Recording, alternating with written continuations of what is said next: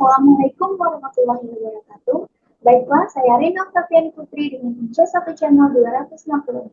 Di sini saya akan menjelaskan mengenai penyusunan hasil penelitian, pembahasan, kesimpulan, dan saran. Di mana tugas ini dibuat untuk memenuhi tugas metodologi penelitian dengan dosen pengaku Bapak Wirdi Eka Putra. Nah, ada pun pokok pembahasannya sendiri. Yang pertama ada isi hasil penelitian, yang kedua ada definisi pembahasan, yang ketiga ada definisi kesimpulan, yang keempat ada definisi saran, yang kelima atau yang terakhir ada komponen-komponen laporan penelitian. Nah, langsung saja ke pembahasan yang pertama, yaitu mengenai isi hasil penelitian. Nah, jadi hasil penelitian itu merupakan cara untuk mengkomunikasikan fakta dari penelitian yang dilakukan dengan memberikan informasi ilmiah kepada pembacanya. Contohnya itu dinamika yang ada pada sekolah atau institusi atau perusahaan atau masyarakat yang diteliti berupa mengenai keadaan sumber daya manusia seperti karyawan, guru, siswa, orang tua murid, dan kemudian tentukan jumlah dan dinamikanya, kegiatan proses belajarnya, sarana, prasarana, dan lain sebagainya.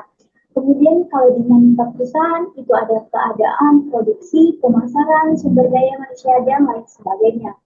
Nah, ke pembahasan yang kedua, yaitu mengenai definisi pembahasan.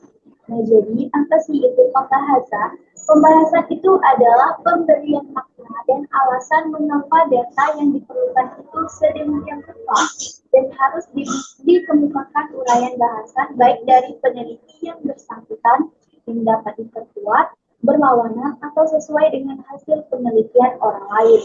Nah, dalam beberapa metode ilmiah itu ada 3 aspek yang mungkin digunakan untuk menyusun dan mengembangkan pembahasan, di mana aspek tersebut terdiri dari aspek kajian teoritis, yaitu salah satu tujuan untuk meneliti adalah untuk memverifikasi teori. Artinya itu peneliti ingin membuktikan apakah suatu teori tertentu itu berlaku atau dapat diamati pada objek penelitian tertentu.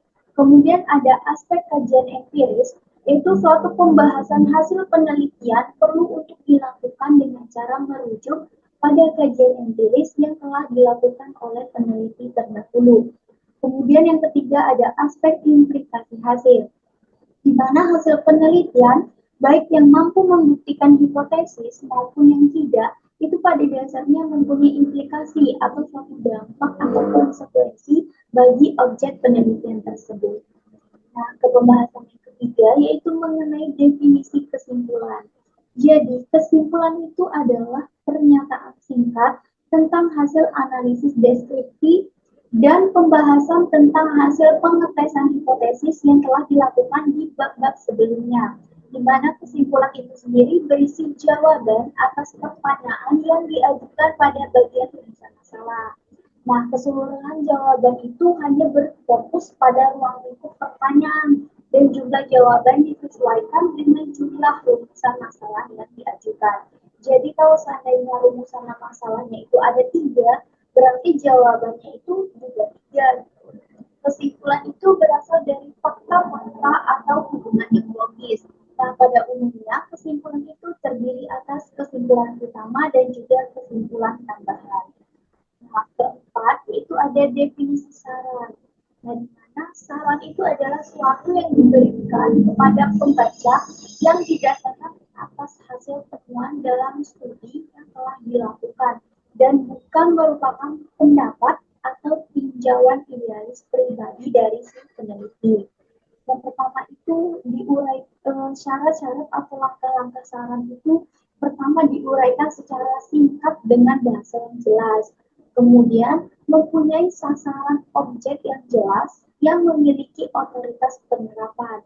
Kemudian disertai dengan tindakan operasional yang memungkinkan dapat dilakukan dan juga disertai dengan kriteria indikator keberhasilannya.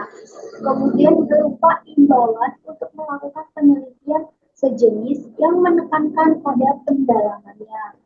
Kemudian ke pembahasan yang terakhir yaitu terkait komponen-komponen laporan penelitian.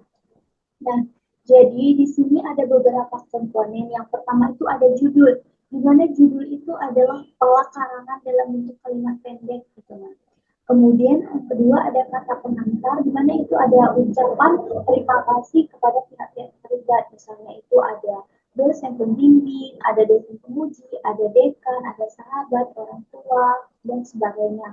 Kemudian ada ringkasan, yaitu berisi uraian singkat terhadap keseluruhan isi. Jadi itu kita buat ringkasan atau abstrak, nah, di mana itu ada bahasa Inggris, ada bahasa Indonesia. Kemudian yang keempat ada daftar isi, yaitu daftar bab-bab yang akan dibahas. Misalnya itu bab 1, pendahuluan, bab 2, pembahasan terkait ini dan sebagainya. Kemudian ada yang kelima, ada pendahuluan, yaitu berisi alasan, masalah, dan tujuan penulisan. Berarti berisi latar belakang apa sih yang menjadi alasan kita untuk mengangkat suatu masalah tersebut untuk diteliti, apa sih tujuan tersebut. Kemudian yang keenam ada tinjauan pustaka, yaitu berisi penjelasan terkait hal yang hendak dibahas. Gitu. Yang ketujuh ada kerangka pemikiran, yaitu berisi skema atau pola pikir dan melakukan penelitian. Misalnya itu dalam melakukan penelitian ini loh langkah-langkahnya. Gitu. Kemudian ke-8 ada metodologi, yaitu berisi prosedur penelitian seperti cara pengumpulan data, analisis data, dan di sini juga berisi waktu dan juga tempat penelitian. Kemudian ke-9 ada hasil penelitian, yaitu berisi hasil dari penelitian yang telah kita lakukan atau jawaban dari masalah atau rumusan masalah atau pertanyaan-pertanyaan yang telah diajukan di awal.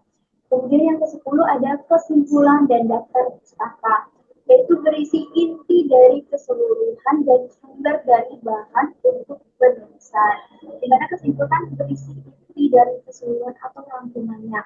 Kalau daftar pustaka itu sumber bahan penulisan kita itu dari mana? Apakah dari buku A, dari buku B, dari jurnal A, atau jurnal B. Baiklah, sekian presentasi atau penjelasan dari saya. Jika ada salah kata atau kekurangan, saya mohon maaf. Saya akhiri. Wassalamualaikum warahmatullahi wabarakatuh. Terima kasih.